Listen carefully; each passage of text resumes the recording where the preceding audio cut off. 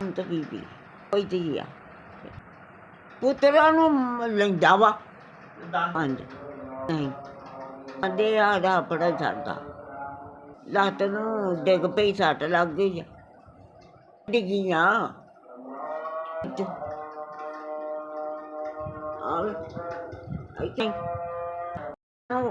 ਪੁੱਤ ਵੇਲਾ ਆ ਗਿਆ ਤੇ ਮੈਂ ਕਿਵੇਂ ਤਾਰਾ ਮੈਂ ਆ ਮਜਬੂਰ ਹਾਂ ਪੱਕੇ ਤੋਂ ਵੀ ਨਹੀਂ ਰਿਹਾ ਜਾਂਦਾ ਤੇ ਢਿੱਡ 'ਚ ਵੀ ਨਹੀਂ ਪਾਈਏ ਤੇ ਤਾਂ ਹੀ ਰਿਹਾ ਜਾਂਦਾ ਤੇ ਤੁਰਿਆ ਵੀ ਨਹੀਂ ਜਾਂਦਾ ਕਮਾਵਾਂ ਕਿੱਥੋਂ ਤੇ ਦਵਾਂ ਕਿੱਥੋਂ ਤਾਂ ਮੈਂ ਕੀ ਕਰਾਂ ਪੜ੍ਹਦੀ ਹਾਂ ਅੱਲਾ ਤੋਬਾ ਕਰਦੀ ਤਾਂ ਹੁਣ ਮੇਰੇ ਕੋਲ ਕੁਛ ਵੀ ਨਹੀਂ ਹੁੰਦਾ ਤਾਂ ਆਸਰਾ ਹੀ ਹੋ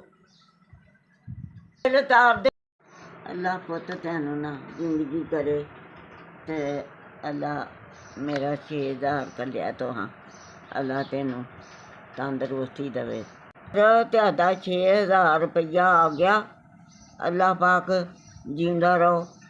ਅੱਲਾ ਤੈਨੂੰ ਤੰਦਰੁਸਤੀ ਦੇਵੇ ਮੈਂ ਆਪ ਪੁੱਤਰਾ ਪਾ ਲਾਂਗੀ ਮੇਰਾ ਬਿੱਲ ਤਰ ਜਾਏਗਾ।